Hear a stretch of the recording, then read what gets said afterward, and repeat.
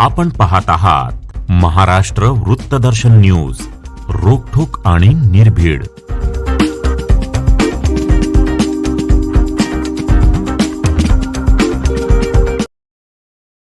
धनगर समाज आणि बहुजन समाजाचा सक्षम नेतृत्व भाजपा युवा नेते अकाराम उर्फ पप्पू कोळेकर यांची भाजपा युवा मोर्चा सांगली जिल्हा उपाध्यक्षपदी निवड झाली आहे.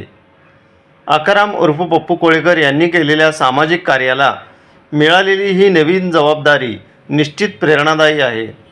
निवडीचे पत्र मिरजेचे लोकप्रिय आमदार डॉक्टर सुरेशभाऊ खाडे आणि भाजप अल्पसंख्याक प्रदेश सचिव फारुख भैया जमादार यांच्या हस्ते देण्यात आले.